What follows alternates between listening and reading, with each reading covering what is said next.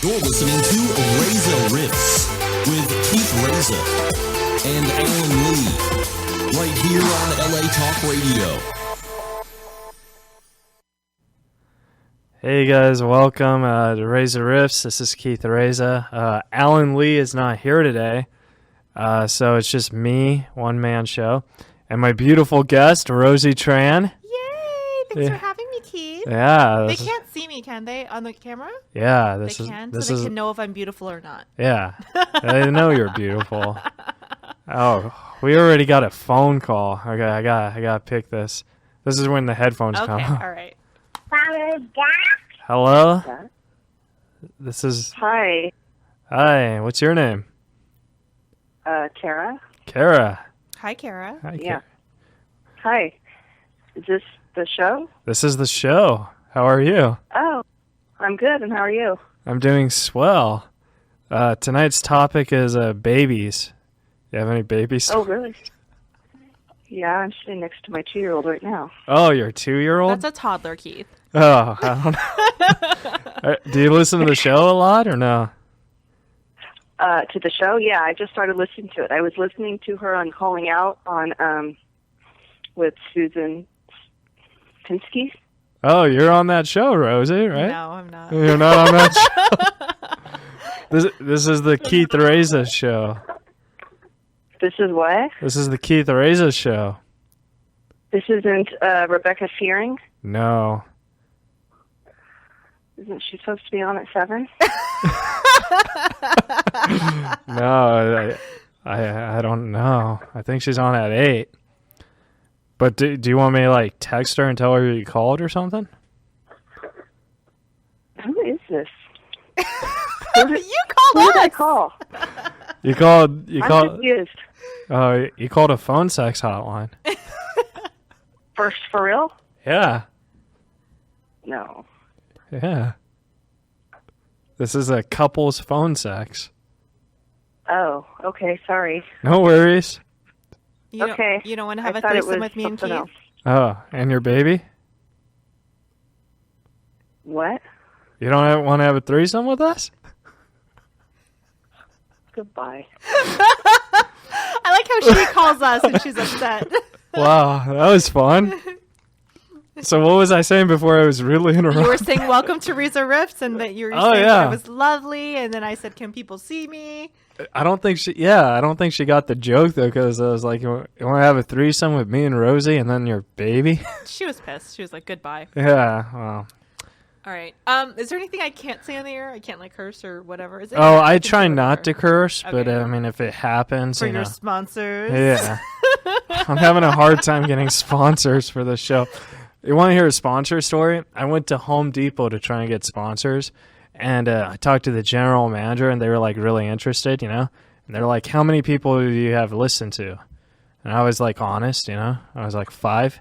He's like, "Excellent. We could use 5,000 viewers." I was like, I was like, no, 5. So he thought I wasted his time, but I was like, I could probably get it up to 7. I thought you said there was more than that. Come on. Yeah, there is. It's not Home Depot standards, but But you know. apparently Home Depot standards are pretty low because 5,000 is not that high for a radio show. It's not? No, usually it's like millions of listeners or hundred thousands of Well, listeners. you have a podcast, right? I do have a podcast. How many viewers is that? It varies. You know, sometimes we get a couple thousand. Some guests, depending on how popular they are, we get a couple hundred. And see, that's why I'm never on the Rosie Tran podcast, because I only can guarantee you 5. No, Keith, you haven't been on because you don't match my theme, and I'm trying to space out my comedian friends because I'm trying to do other guests, political guests, and other interests other than stand up. So it's like it's an interest podcast. it's called Out of the Box, and I feature out of the box thinkers from politics to religion, science, whatever. But I rarely have comedians. I've actually only had, I think, 3 or 4 comedians on the show. Yeah. So, and I tried to have them talk about something other than comedy because... Yeah, because comedy gets boring sometimes. Well, see, when I did this, I wanted to do it wanted to get guests that didn't want to talk about comedy, but also wanted to talk about comedy. I can talk about comedy. I cannot talk about comedy. You know what's weird? I just noticed we're both wearing glasses. I know, Keith. We're soulmates. I know. Well, you're married, but Rosie Tran always said that if she wasn't married and she didn't meet her husband, Keith Reza would be number 57 on the list. I don't think I said 57. I think I said a higher number. Wow. Way to ruin my ego. Higher number 112. No, a higher number, like higher, closer to 1. Oh. Closer, like lower, so lower number. Oh, lower number. Excellent. Yeah. So yeah, this was fun. You went to go get food, and then you drove in the alley. I did. I got lost. I drove in the alley. I almost got lost. I stopped to get food, and I was gonna buy you a pizza. I'm trying to watch my figure at though. Little Caesars, and I couldn't get into Little Caesars because there was another median. So I went to another pizza place with a bunch of, I think, Middle Eastern ladies working there, and I asked them how long it would take to make a pizza, and they said 20 minutes. So then I got a sandwich, and I rushed my butt over here. Well, see, if you got and then I got lost in an alley. If you got the pizza, you would have just missed me having phone sex with that Rebecca lady. I know. I would So- have totally missed it. The joke wouldn't have been funny because It would have been just you and the baby. yeah, That's just creepy. and then, yeah, that's not fun. So what's up? You've been like manic tweeting about Bill Cosby all week. Oh yeah, Bill Cosby. Bill Cosby's Has Bill Cosby responded to you, Keith? no. I think Bill Cosby. I don't think Bill Cosby knows how to use Twitter or runs his own Twitter. I agree, but I think Bill Cosby's in a little heat right now. You know what I'm saying? And everyone over the age of like 65, if they have a Twitter account, it's run by their publicity team, Yeah. and then they tweet like once a month. Well, my Twitter's ran by my publicity team. Your right hand? No, but see, I love it how like I bring you on to interview and you're interviewing me about Twitter. Well, you're not asking me any questions. I was gonna ask you a question, Okay, I'm then ready. then you brought up Twitter. I'm ready because I've been following. I don't follow that many other comedians unless I really like them and they're my friends, or they're big celebrities. Because a lot of comedians, their timeline is not cool and they just tweet about their shows or tweet annoying things. So I see your tweets a lot. There, my timeline is pretty thin, and Yeah. I saw you manic tweeting about Bill Cosby all week. My Twitter, it's not that interesting. But no, I think we should tell the folks that are listening, like, if they want to call back for that threesome, how we met. Do you remember how we met? I don't remember how we met, Keith, Oh. because it's been so long. How long have we known each other? 8 years? Yeah, it's been something like that. But we met. That's longer than most marriages in California. Well, yeah, it's longer than most presidents' terms. So, how did we meet? So we met at Martini Blues. Bill Word. Bill Word. And you're hysterical and funny. And I always tell people this, but you were the first headliner that actually let me open up for you. Because Oh, you're so sweet. Well, if I could get booked again somewhere as a headliner, then I would take you. yeah, but see, you were the first one. We did Irvine Improv together. And that was when I was a nobody. No one would give me the chance and stuff. So And now, Keith, you're so sweet. You never booked me on any of your shows. what? I don't. You just did Brea with me last. Only because I went down to support you. I was not a booked comedian on the show. I was a drop-in. It was funny about that. It was funny about that show because Patrick Laborio was supposed to co-headline it, and he's like, "Oh, I just want to do 15. Let Rosie up." I was like.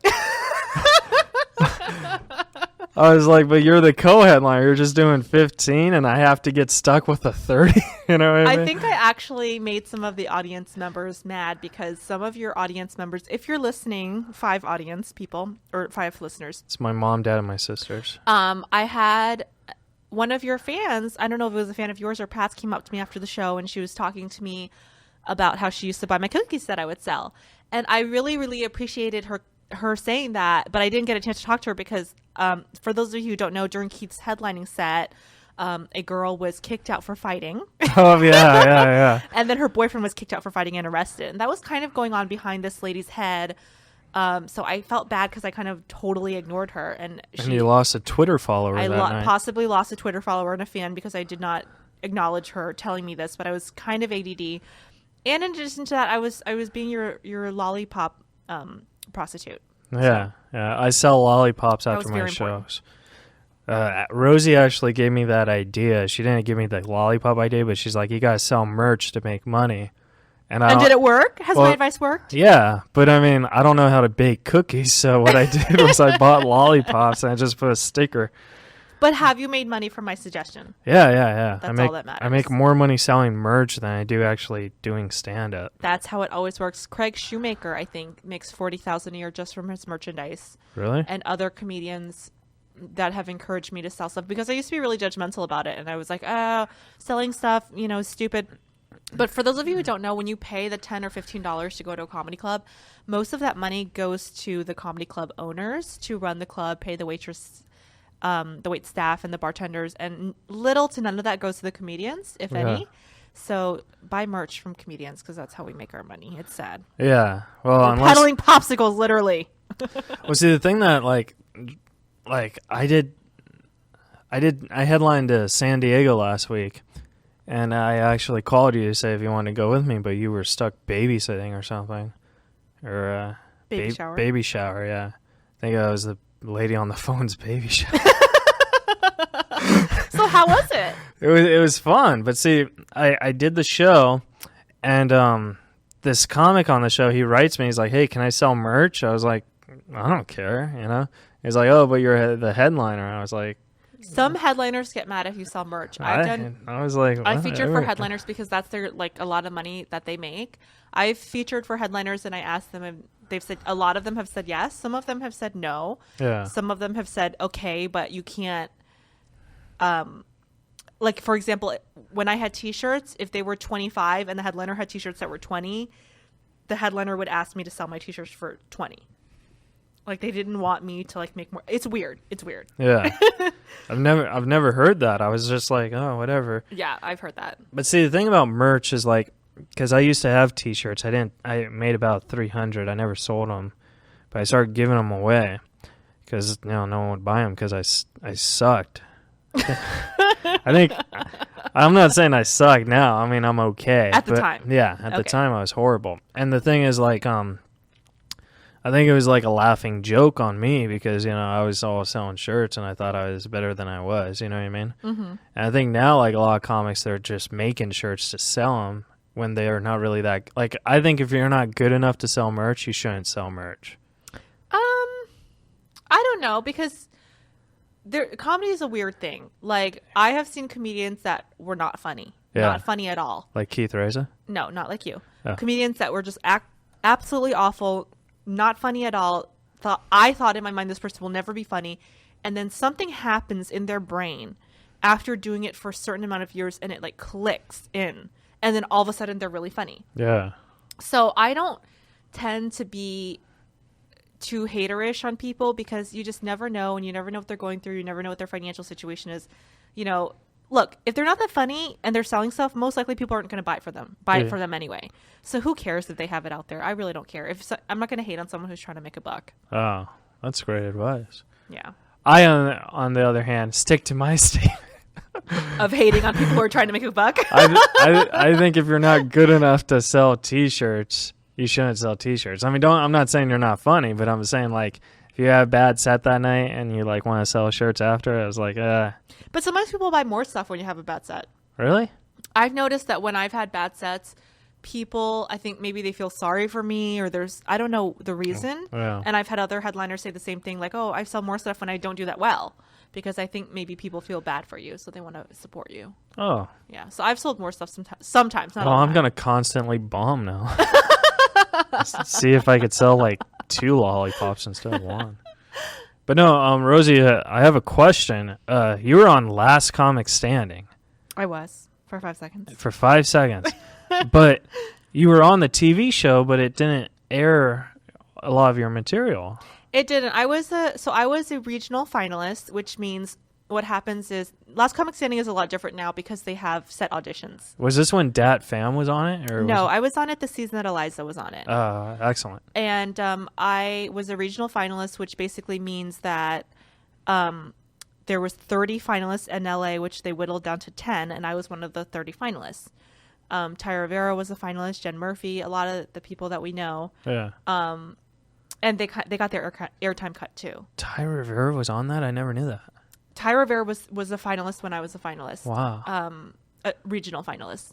So every city, New York, they had Las Vegas, I think they had Houston, had 30 finalists, and they narrowed that down to like 5 or 10, and then those people went to Vegas. Yeah. A year later, I was on the set of a short film, and the director of the film, who is an Asian, I can't remember her name, I can look it up on IMDb, but she's an Asian American woman who said she was a huge fan of mine, and she was also an editor on Last Comic Standing. Wow. And she said she really, really fought for me to get on the show more, but the producers wanted to feature Esther Koo, who they considered more attractive than me, and she also had a deal with NBC. Oh, really? So they didn't want to feature 2 Asian women. Oh. Yeah. Well, I don't know Esther Q, but there's no way she's more attractive than you. You're like one of the most beautiful women in the world. Keith, you're going to Google her and be like, well, she's way hotter than you, Rosie. I just did, and she's pretty hot. I stick by my standard. There's no one more beautiful than Rosie Tran. Oh my gosh, people are gonna think I paid you to say that. Oh yeah, he bought lollipops. But no, that's interesting. So I didn't even know that. That was like a year and a half later. Yeah. When I was on the set of this short film, and it was totally random. And the girl that was directing it told me that. So that kind of made me feel better, but not really, because I would have rather had the exposure and had it help my career more. Did you ever do Comics Unleashed? I haven't done Comics Unleashed. We should do Comics Unleashed. I know. They should book us. Byron Allen, come on. Yeah. I hear he's sponsored by Home Depot. He has more than 5,000 fans. Yeah. But no, that's interesting. Who won that? Oh, Eliza won. Eliza won that year, and it was the first woman that has won. So I had Dat Pham on a couple weeks ago, and he was the original Last Comic Standing. The original Last Comic Standing, and he kind of like danced around the Last Comic Standing questions. You know what I mean? I'll answer all the Last Comic Standing questions you want. I mean, like I auditioned 4 years in a row. The first year I auditioned. But you didn't audition. Like when you make this show, does it say you can't audition again? No, I've auditioned 4 or 5 years in a row. The first year I auditioned, I was really green and I wasn't that funny, but they were pretty mean to me, and it was very dramatic, very reality style TV. You know, I said less than a sentence, and they said, "Look, honey, stand-up's not for you." I didn't even finish the punchline. Wow. And then they had a camera in my face, and they're like, "How does it feel to be rejected?" And it was super intense reality TV style. The second year, I drove all the way to San Francisco and auditioned, and I was one of the only women in the line. I think there was me and another girl named Gretchen, who's a local San Francisco comedian. We were literally the only girls in the line, and so everyone was thinking we were going to make it. Right before I went up to audition, the producers of the show came up to me and said, "We have 2 drop-ins that are going to audition before you." And they put 2 supermodels in front of me who had no stand-up experience, and they moved on. And then Gretchen moved on, and I didn't, which is fine. And behind closed doors, they told me that I didn't have a chance because I was Vietnamese and Dad had won the first year. Oh, yeah. I auditioned again the 4th year. The first year and the second year I stood in line. After that, I had a manager, who I'm no longer with, and I got audition spots. Wow. So. See, I just got a manager, so I'm hoping. Yeah, audition spots. I'm hoping I could get audition spots, and then I find out that's on hiatus. It's like, because I auditioned for Last Comic Standing through the email. They said, "Oh, great, we'll keep in touch, see if you're good for a show." And like, I don't mean to brag, but I think I'm pretty good for the show, because you know what I mean. I'm the kid from 2.5 Men. I need a punch. It's random. I sent in my link through the email and no response. So yeah. But I auditioned then again, and then I made it as a regional finalist, and then I auditioned the next year after that. They actually called me. The producers called me on my cell phone, and they said, "Hey, you auditioned last year, and we want you to come in." I didn't have a manager. I had fired my manager or broke up with him, whatever, at the time. Oh, you were dating your manager? No, I call it breaking up. But breaking up? We weren't dating. Oh. I broke up with my manager and let him out to pasture. And then, no, we just went our separate ways. Yeah. And then they called me, and I was doing a documentary at the time. So they shot it for the documentary, but then it was too windy and the footage got screwed up. But they called me and said, "Hey, you auditioned for us last year and you're a regional finalist. We want you to audition again." So I had a preset audition again with no manager. This time I kind of got it by myself. You go, girl. And I went in and, I knew the judges personally. This is when Greg Giraldo was hosting and Natasha Leggero, who I started with. And they said, "Oh, hi, Rosie." And they said, no, they have little earpieces in their ear that the producers tell them who to pick. Oh, really? Yeah, it's like totally rigged. Oh, that sucks. Yeah. And also my friend Adam Hunter, who did it the year Eliza did it, said it was totally rigged because he said they shot the episodes out of order. Yeah. Because they had to be in LA for 2 shoots and then Vegas, and they didn't want to travel to Vegas and then travel back to LA and then back to Vegas. So he had to pretend like he was surprised or pretend like he was moving on even though he knew he wasn't moving on because they had already shot the final episode in LA. Wow. See, I like how it's formatted this year because, like, I actually, I don't know, you said you follow me on Twitter, but I tweeted the show. The whole Live tweeting? Yeah. And I wanted Rocky Laborde to win, He didn't win. He came in the top 5. Who is it? Rodman won? Rodman won, yeah. But, but once Rocky, like, from the very beginning, I said, top 5, it's going to be Rocky, Ida Rodriguez, all these people. And I got literally 4 of the top 5. And I was like, I should have put money on this. You know what I mean? Like, I thought Jimmy Stewart was going to go further. I thought Ida was going to go further. But no, you know what's weird is, like, I totally agree. I think it's a little scripted because, like, Ida's the sweetest person in the world. And then when her and Jimmy had that fight, you know what I mean? There's no way Ida is that mean. You know what I mean? No, it's scripted. I know a lot of friends who are ex-Last Comic Standing alums. Yeah. So, yeah. And Rocky's like the sweetest guy in the world. He could never say I'm funnier than so-and-so. You know what I mean? Yeah, it's reality TV. They want ratings. Yeah, they and want ratings. I definitely would do the show again. Just I'm not bad-mouthing them just for the exposure, and it's a good show. Oh, yeah. I'm not bad-mouthing them either. I want to be on the show. But it's a reality show. Yeah. So in Hollywood, everyone knows reality means fake reality. Well, see, I didn't know that. Yeah. Come on, Keith. No. Are you that naive? Yeah. Well, no, I'm just not that smart. Because I'll tell you a story. Before I became a comedian, I wanted to be an actor. But the thing is I hated going to auditions because I don't like people. I'm scared of people. What about me? I'm a person. Well, yeah, well, you're different. But like a whole, like, that's why I stand up, like, because, like, with my Asperger's, I get, like, so, I'm scared of people. So I went to audition for TV, and I auditioned for the show called Next. Do you know what Next was? No, I don't. It was a dating show. Okay, that's why I don't know it. And I didn't even get that. Like, I was like, I can't even nail dating. How am I going to get a sitcom? But I remember, like, the producer was like, by the way, it's not a real dating experience. We're going to tell her, the girl who she could choose and not. And I was like, oh. And then they're like, what would you have to offer a woman? I was like, lots of roses. Like, I'm still trying to fight like I'm still into the game, And they're like, no, she's not going to pick you. Even if I was like, lots of roses. I got a job, I don't know, but yeah, all reality shows are fake. They're totally fabricated, and they have.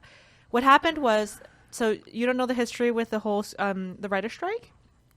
Oh yeah, I know that. So the writer's strike happened right around the time reality TV started kind of exploding, and so what happened was, to be able to work, reality television was invented, or not invented, but it was around for a long time, since the 90s. Yeah, it seemed like the first reality TV show was Eliminate. Probably. People usually say the first reality show is more The Real World. That was going to be my second answer. Yeah, The Real World. And so what happened is a lot of writers that I know that couldn't work because they were on strike started to become quote unquote segment producers for reality TV. Yeah. And basically, when you're a segment producer, you do the exact same thing as a writer, but they don't have to pay you Writers Guild rates, which are very, very high for scripted. Wow. So it was a way for Hollywood to still work people around. It's like a workaround. Yeah. So yeah. But see, Rosie, another thing about you that a lot of people don't know is you have jokes and joke books. I do. Yeah. Like, that must be cool, right? You get your jokes published in books. Like, you go to Barnes & Nobles and you... I know. It's kind of cool. I showed my mom once. She didn't believe me. I think my mom thinks I'm, like, crazy. Yeah. Like, I tell my parents I'm doing comedy and I'm doing stand-up and I'm doing all these things Because they've never seen me have a good show, Keith. They've only seen me bomb. Really? Because there's no comedy club in New Orleans. So every time they see me in New Orleans, it's like a bar show. Yeah. And the bar scene in New Orleans can be a little bit rough. Yeah, because they're throwing beads and stuff. Right? No, that's not why. Oh, but right. So my parents have never seen me do well. They've never seen me be in front of a real crowd or a good crowd. And I think they think I'm like delusional or crazy. And they also, my parents don't have much access to the internet because they're older and they're not that internet savvy. Yeah. So I really think that my parents think I'm like crazy. Oh. Well, Rosie Tran's parents. Rosie's one of the funniest people in the world. But I've shown... She's in joke books. I showed them... One of the joke books was in Barnes & Noble, and so I drove them to Barnes & Noble and showed them. Yeah. And then my mom was like, oh, okay. But I really think that Did they say Rosie Tran's a popular name? No, they were just... That's funny. No, but they were just kind of like they don't seem to take it that serious. Yeah. I think. So I would love for them to come out here and see me perform at a show at Brea or a big crowd or something like that, but they've never have. I once told a girl my jokes were in a joke book.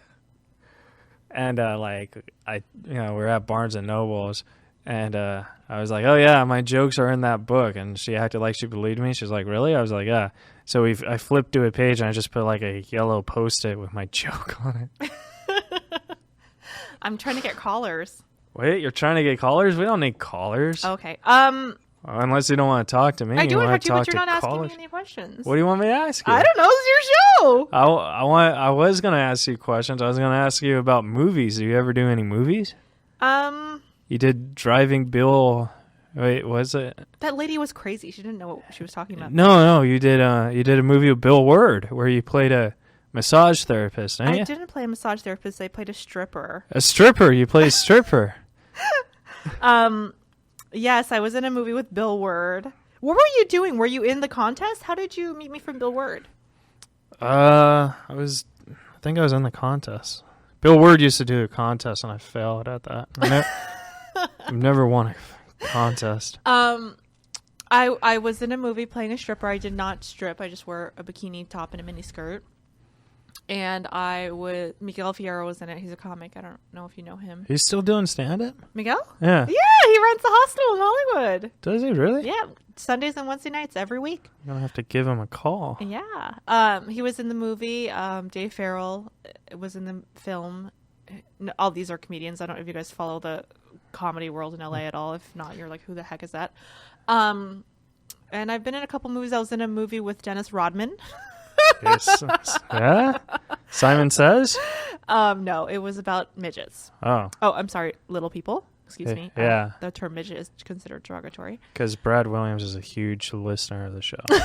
No, because I don't want to offend any midget people who are offended by the word midget.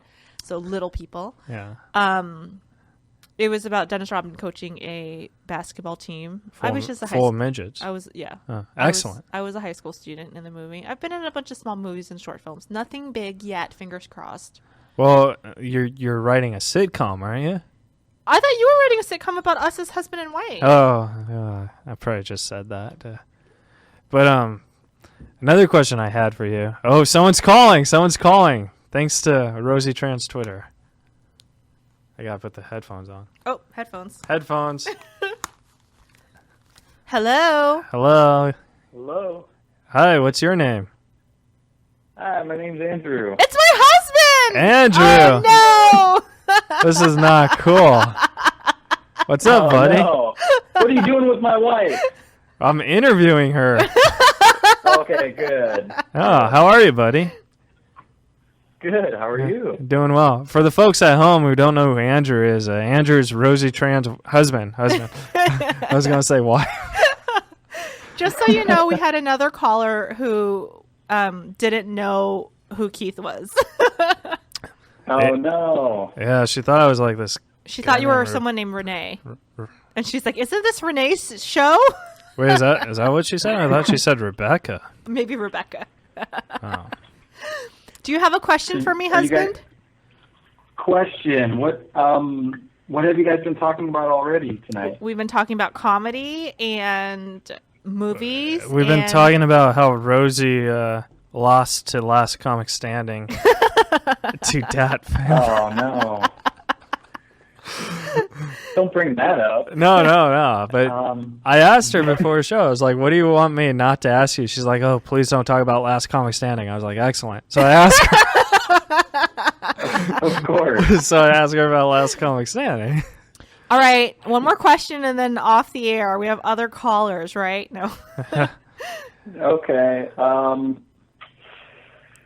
Well, my question would be, what's the hardest thing in stand-up comedy?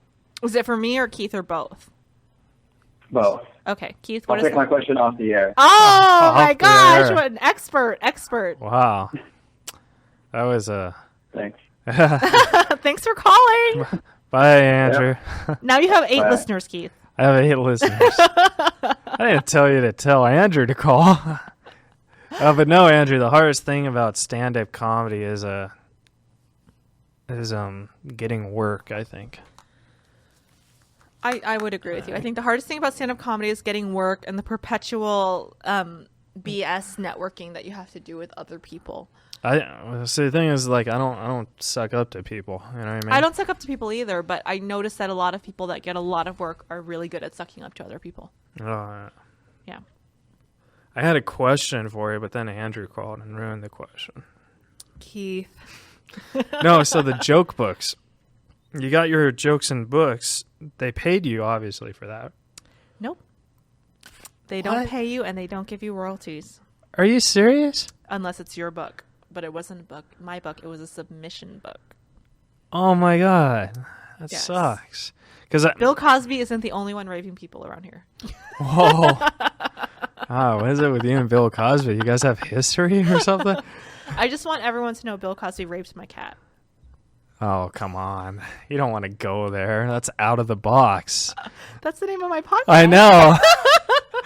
That's stuff for the out of the box. That's so strange because I remember I was at Barnes & Noble's and I saw your joke on it. I was like, oh, this is cool. What joke book? I've been in like 7. Yeah, you've been on like or 7 8 joke books. It was called Rosie Tran's Jokes by Rosie Tran. If it said that, I would get paid for it. Yeah, and I bought it, and they had your picture on it. And my picture in it? Yeah. Had your picture. Did you just superimpose my picture in a joke book, Keith, and then put your post-it note inside of it? Oh, no. That was a different joke book. Call back. Call back. Okay, so you've been doing comedy for at least 10 years, right? At the least. At least. Now, because Okay, so let me go back to Andrew's question. The hardest part of comedy is watching half of my friends that I started with quit and the other half surpass me. I don't think that's the hardest part because, like, you gotta be happy for guys like that. But see, when guys that I started with quit that are so funny, like, I mean, That hurts. That hurts. Okay, let me rephrase that. The hardest part about watching comedy, the hardest part about being a comedian is having half of the people I started with quit and the other half succeed, and half of the half that succeeded were people that I didn't like. Yeah. Okay, that makes it better. But no, like, you remember Tom Vrab?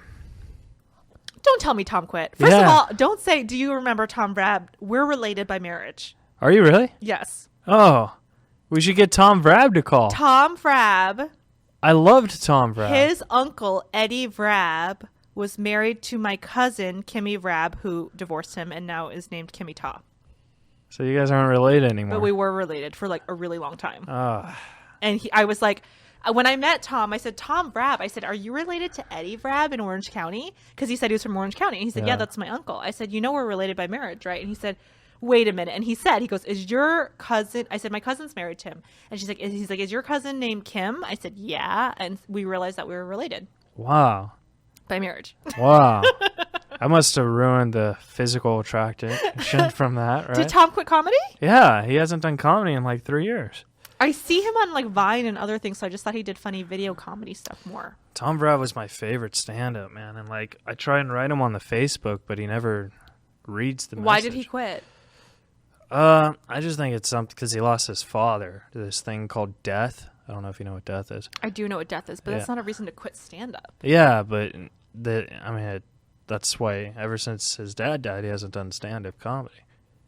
So you put the two and two together. Like I'm a. But but you're making stuff up. He may have been frustrated with the business before that, and that was like the straw that broke the camel's back or something.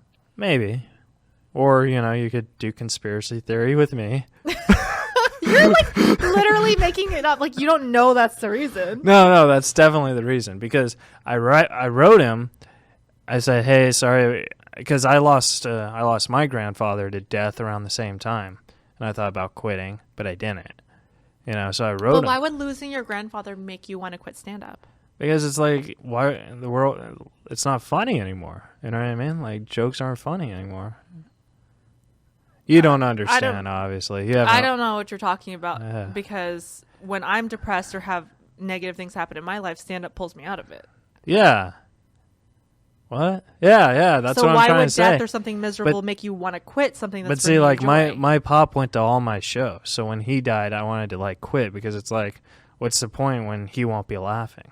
Well, he's laughing in heaven. Well, yeah. Then I started reading the Bible and I figured out he's laughing in heaven. Yeah. That's so sweet. Yeah.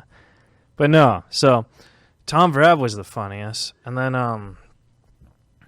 but see, it seems like with you, you were way out there, now you're just slow, you're just doing work every now and then, you know what I mean? I got burnt out. There was a time, you were like the number one requested comic. There was a time when I really, really was doing well with stand-up, and I just got burnt by so many people, including club owners and comedy clubs. I did a club. I'm not going to say which club because I don't want to badmouth them. I did a club. I was promised a certain amount of money. The show was basically sold out. I had 70 pre-sale tickets just because I was on the bill, and I was pretty popular at the time. And, they tried to short me. I ended up getting paid only $300 when I should have gotten over $1,000 for the show. That, a couple other things happened. I had a falling out with some really bad people in the industry that I'm glad I'm not friends with anymore. And I just kind of got burnt out. So I'm just doing shows here and there, but I love stand-up. But it seems like the shows you're doing now are like with Dave Artell or something. You do a lot of shows with Dave. I haven't done that many shows with Dave lately, but I'm here and there. Yeah, and then you opened up for me. Thanks, Keith. Then you saw my lollipop. What's your favorite stand-up comedy road experience? I don't have a favorite road experience, but I have a favorite show. Okay, favorite show. One of my favorite Before shows. you answer, it can't be the one that you opened up for me. It wasn't. Okay, excellent. One of my favorite shows of all time was actually a dive bar out in Montebello. And it was a biker bar, and there was a lot of gang members there. And it was a really tough room. And it went on for a long time. Willie Barcena ran it. And then he stopped running it, and Felipe Esparza ran it for a while. And then he won Last Comic Standing. And then I think he gave it up to someone else. I don't know if it's still running, but it was, running for over 10 plus years. And, one night it was a really rough night, and no one was really having a good set. And the crowd really was rough. I think they may have closed down comedy because someone got stabbed there. I mean, it was a rough bar. Really? And I almost got stabbed at the Boiler Room a few weeks ago. I almost got attacked recently as well. So I don't know what's up with audiences. Yeah, it seems like everyone's wanting to stab comedians nowadays. I almost got attacked recently at a show. I can't remember what show it was, but it was within the past few weeks. So I haven't done that many shows, so I can probably look at my calendar and figure it out. But it wasn't at the Improv. It wasn't at the Improv. Yeah, even though there was a bar fight. There was 2 bar fights while you were performing on stage, and you thought you were being heckled. I think I handled that well, though. You did. You handled it really well. And you didn't know what was going on because it was way in the back anyway. I wouldn't have known what's going on anyway. Yeah. But yeah, that was one of my favorite shows, and everyone was having a bad set, and I went up there and you killed it. You saved the show. I don't regularly say, "Oh, I killed it. I was awesome. I was amazing," but I really turned the show around, and you saved the show. I didn't save the show because actually no one could follow me, and nobody did well after me. Yeah. But I just remember. Do you know Mike Moratori? Yeah, I know Mike Moratori was at that show, and I remember him just saying that he had a lot of respect for me, and he couldn't believe that I like nobody could believe. There was a lot of, pretty big comedians there, but it was just such a rough night for some reason. And I don't know what I did, but I was just, when you just have a really good set and you just just everything clicks. That's what happened. I just had a really good set. Everything clicked. They just really liked me, and I just got them on my side for that 10 or 15 minutes I was up there. Yeah. And nobody was doing well before me, and no one could follow me. It's awesome. Yeah. So that was the best show I've ever had. See that's the thing. I've always wanted to experience, because I'm not. The thing is, I don't hear laughter. So I never, when I do stand up, I never know if I'm doing good or doing bad. Because you space out or something? No, just with my Asperger's and stuff. I don't when I talk to people, it's I don't see expressions. I just see question marks when I talk to people. And it's very frustrating because when I do stand up, I'm doing stand up in front of a room with question marks. What does that mean, question marks? It looks like there's a big question mark on my face, or I don't understand. Yeah, exactly. There's a big, or you can't read a physical question mark? Yeah, there's your face is blurry. I mean, yeah. So it's when I do stand up, it's kind of hard because when people laugh and stuff, I don't know if they're laughing. It takes a minute, you know what I mean? That's why I could never tell there was a fight at the show. There's no way you could tell. It was really dark. I was there's spotlights on you. They were way in the back. Yeah. But the cops came. It was crazy. Yeah. The cops came. The guy got arrested. It was And see, the thing is that's the hardest part for me about comedy because it's getting work. Because to get more work, you have to be funny.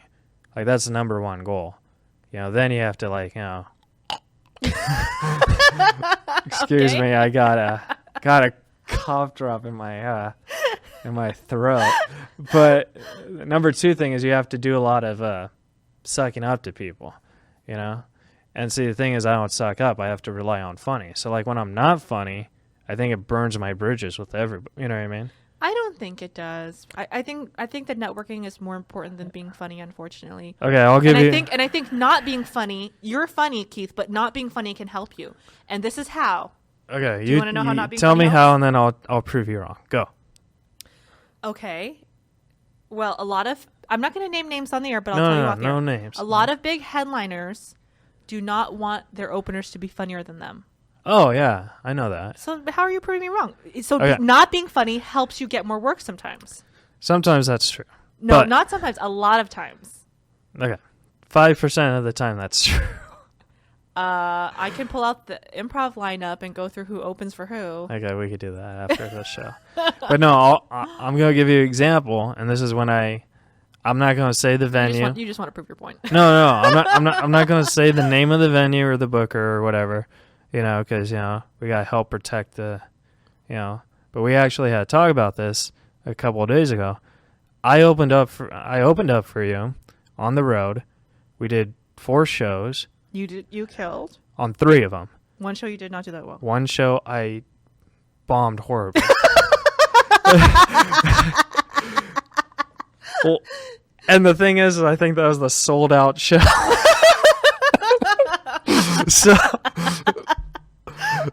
So I did bad, but I do remember the other shows I did good, because everyone was like, oh, pictures, all that stuff. That show I didn't do bad. I did really bad. That venue hasn't contacted me ever since. So you're proving my point that being funny does not matter. No, what I'm saying is being not funny because I was not funny on that one show, so they won't give me work. But that's not the reason that you're not getting booked. Oh well. Twitter must be my Bill Cosby stories. Yeah.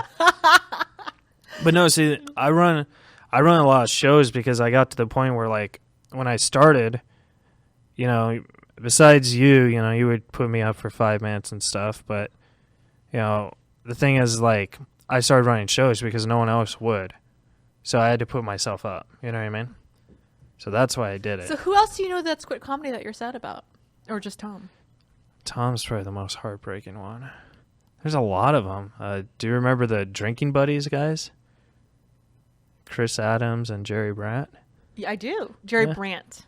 Brandt, whatever. He's a nice guy. Did they quit stand-up? I know Chris Adams did. Why? I don't know. He got drunk, I guess. drinking buddies. Do you know how Chris Adams started stand-up? I don't. Drinking? No, he was following me around doing a documentary about me. Oh, was he really? He was. See? He was at UC Long Beach. I mean, Cal State Long Beach. And he was doing a documentary for his film class. I did his radio show, and that was the last time I saw him. So he was following me around doing a documentary about stand-up, and then he started doing stand-up. All right. Another question for Rosie Tran, since obviously she just wants questions. I've had a lot of bad... I'm not saying Chris's documentary was bad. I don't think Chris's documentary ever got finished, but I've been in a lot of stand-up documentaries about people that are trying to make it in stand-up. Those are the worst. I know! Like, there's one in Orange County called Orange County Comedy. And the thing is, like, I don't like doing comedy in Orange County because I think all the comics out there are kind of, they don't know what comedy is. You know what I mean? Why do you say that? Like, it's more of like a socializing thing. Mm-hmm. You know what I mean? Like, it's not...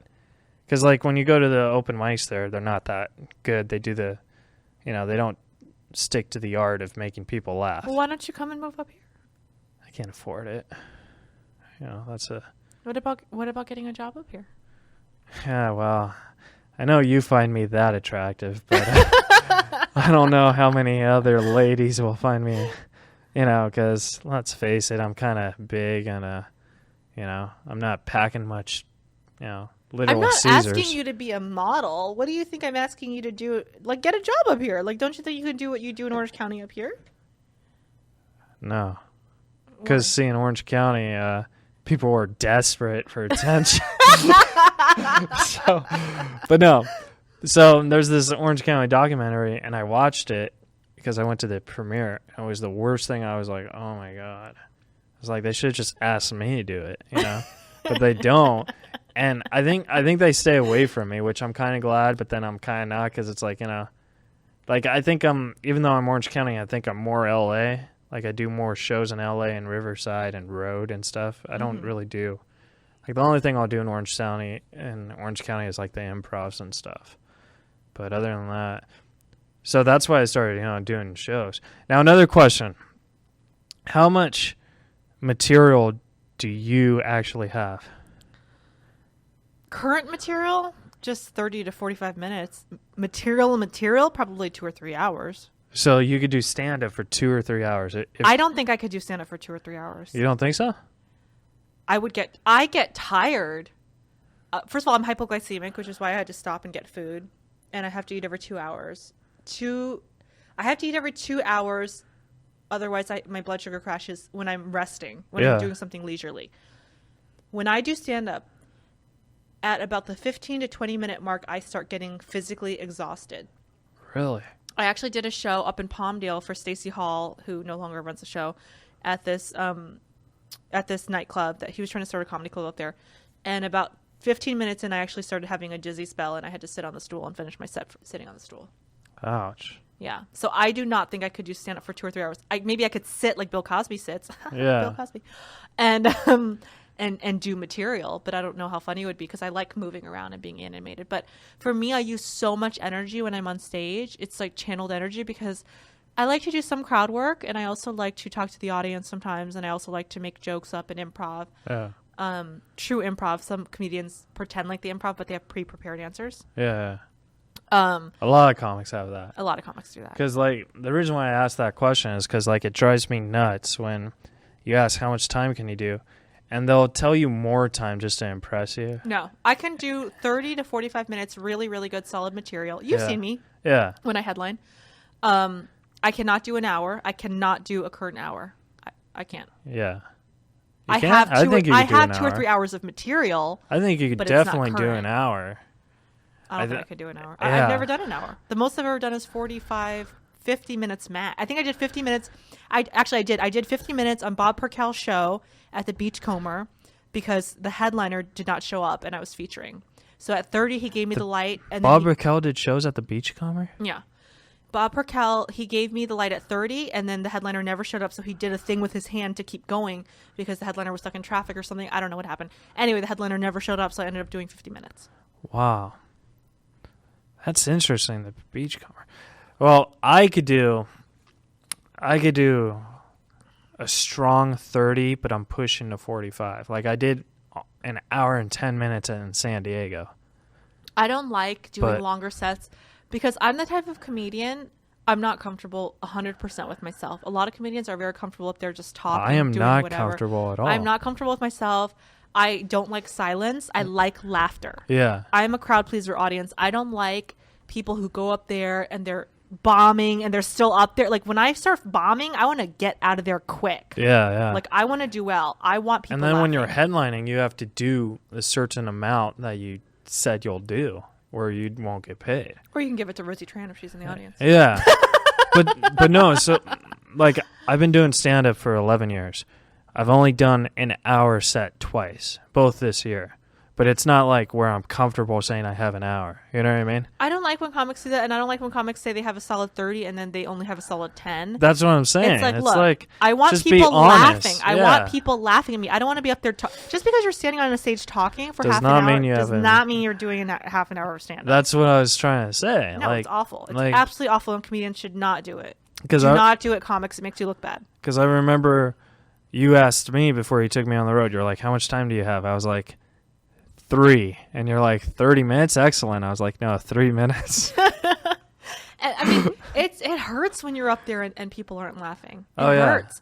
And then also when comics, they just say that they have certain whatever under their belt and they don't. It's like you can't. It's not good to we be just- up there we- talking and no one's laughing. We just got the light, so we gotta go. That was a fast hour, man.